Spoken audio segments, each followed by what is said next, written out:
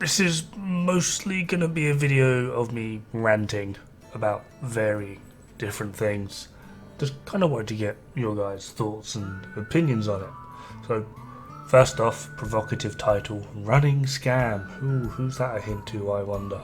As much as I am sure there are other YouTubers, Twitch streamers and varying other people that promote a certain website where you pay hundreds of dollars to get things like Eagle Bearer or Ravenous or Regulus, or just generally farm. I don't know how it works. You pay them and give them login details, or you pay them and they carry you.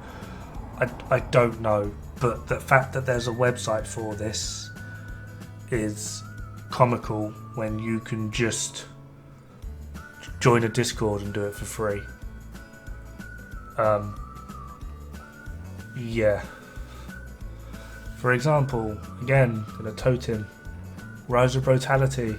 Find him on Twitch. I'll fucking remember, I'll put a link somewhere. If not, it's not that hard. Rise of Brutality. One word. Type it in Twitch. There's a link to his Discord in his Twitch. Every weekend, on Saturday, we do 2 Iron Horse raids. If you need help or want people to play with, all you do is sign up. You'll see it. You come into the Discord and it will come. You'll see a thing called events. You click on events and you'll see Saturday.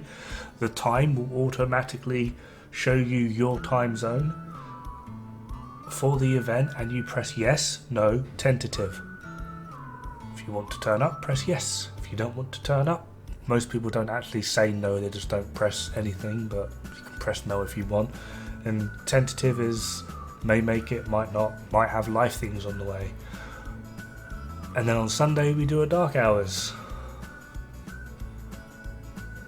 The only reason we only keep them to the weekends is because the majority of us are, well, for the regular raid crew, most of us are 30s and 40s with a few people encroaching on the big half a century. We're all adults, we have day jobs and things to do. The weekends are like the only time where we can really get together. We probably could do a few throughout the week. We have done in the past. It's just getting people there. So the more people that are regularly wanting to raid, the more we can do.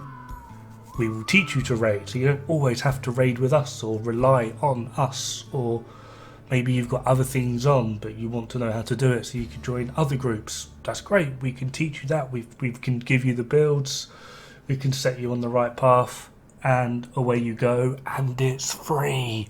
Or maybe not, you might want to, I don't know, follow Rise of Brutality on his Twitch. That probably wouldn't be too bad of an idea, but that's pretty much the price of it. That's it.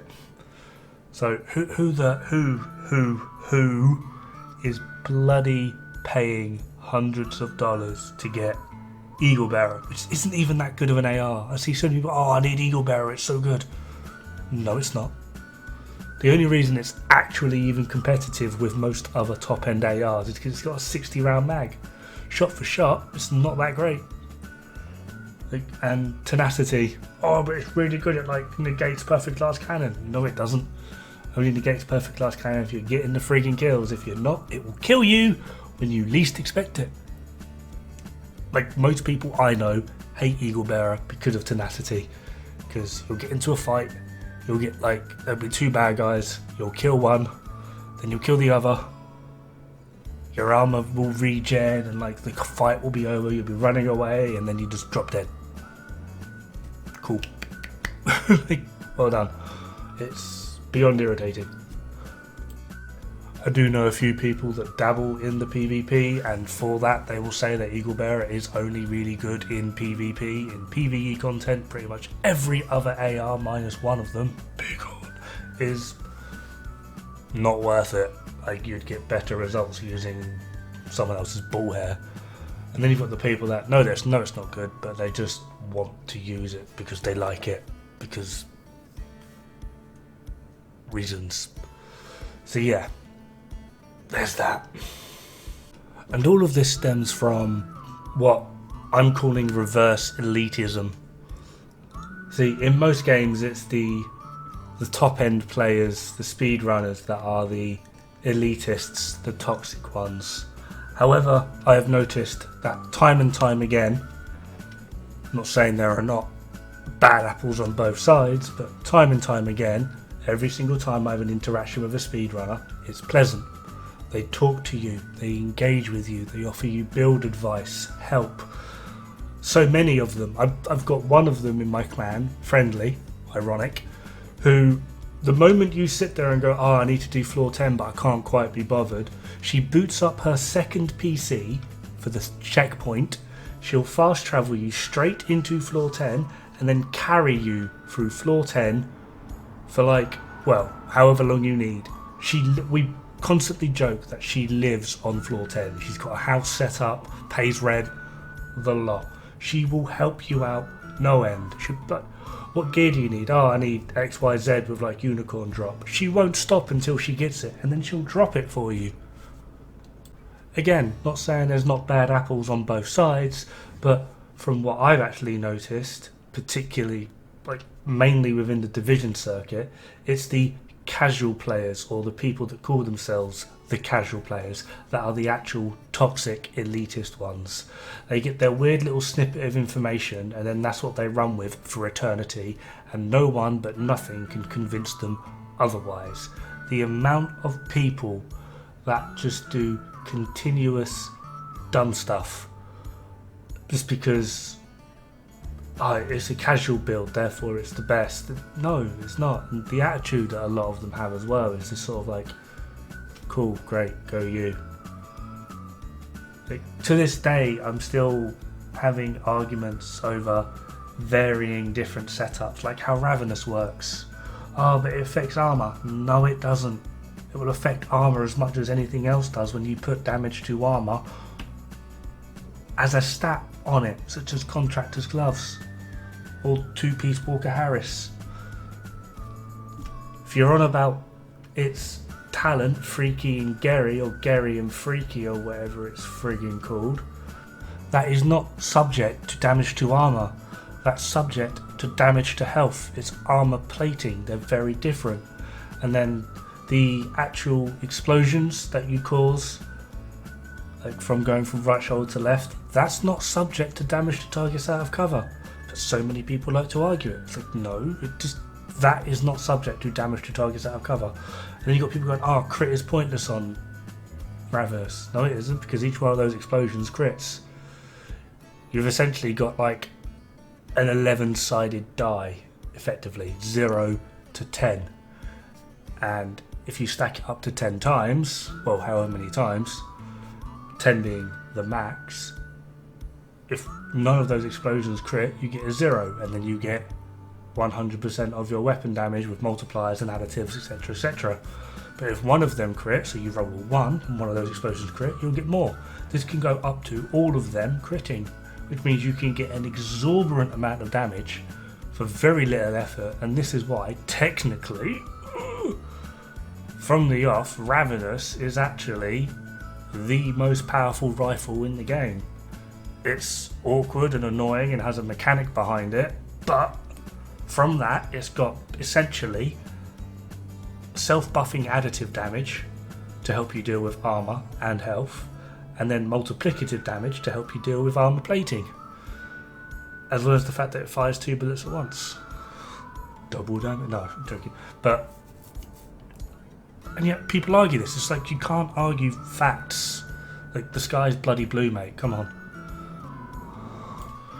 Tuxedo Bandito recently did a stream of where he was trying to speedrun the legendary missions to show that people are able to speedrun, just in case those toxic and elitist speedrunners kick them out of their group.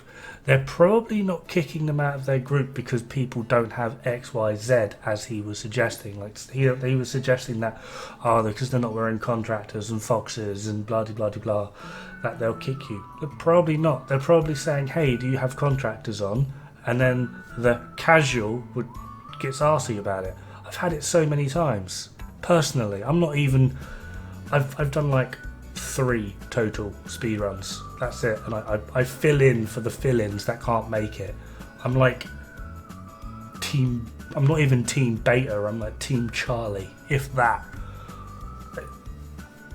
And I've had it so many times. I'll just say to someone, hey, do you have like an FI build or a buff build of some description, like just joining in like random legendaries, matchmaking random legendaries, and everyone is running like perfect last cannon DPS builds, and I'm like, that's great for damage, but we're all gonna die really quick. So I'll just be like, hey, does anyone have an FI build? And I'm the arsehole. So many people kick off at me. And then when I swap to my FI build and they go running in balls deep on a friggin' legendary and get themselves killed, it's my fault because I didn't heal them. It's like, I did heal you. You're literally sat in the middle of like 10 different heals, mate.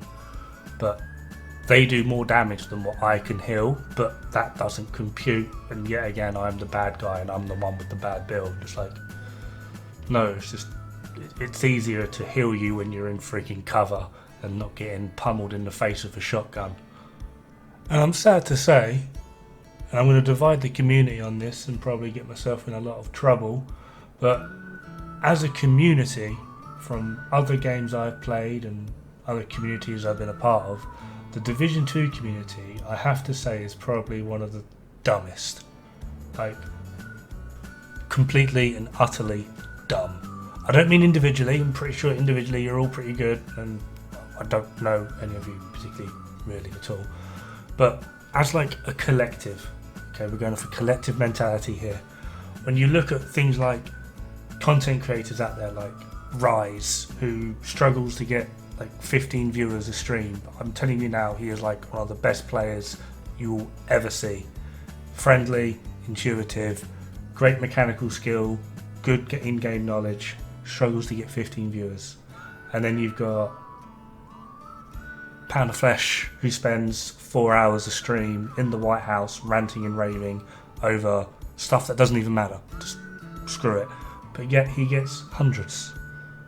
So if you're there to watch the game, why not go to someone actually playing the game? And then you've got Running Butcher, Kamikaze Von Doom, Mark of Blades, posting what can only be described as literal clickbait for the casuals. And you've got people going, oh, this build's amazing, and oh, this is awesome and great and brilliant. And it's just like, no, it isn't. Like, one of my friends sent me a video from Running Butcher. The video title was like 98% of people won't understand how this build works. And he commented on it saying like that this build isn't actually that great and like it's not really doing anything. And people started having a go at him, being like, oh, you don't know what you're on about, this, that, and the next thing. So I thought I would chime in and just be like, well, actually, he's right. And it's quite clear that even Running Butcher doesn't understand what's going on here. All he's done is create a leech build. He's throwing his shock trap out with Vile Mask to proc armor on kill, which is the only thing keeping him alive. And all of his teammates are doing literally everything. The only thing he is doing is throwing a shock trap out, which you could do on any build, as long as you position it correctly. It's not that hard, but it's okay. 98% of people won't understand this. All he had done is create the ultimate carry me daddy build, and I left this as a comment, and ironically that comment got more likes than my bloody videos, but what can you do? So, yeah, like, just as a whole, just I feel like the Division 2 community has been, we'll say, led astray. There are so many brilliant Div 2 content creators out there, but no one's watching them. And yeah, for me, that's why I feel like this game will, I mean, it's limped on, but I feel like it's on its last legs. Anyway, have fun, good luck, don't die, it's bad for your health.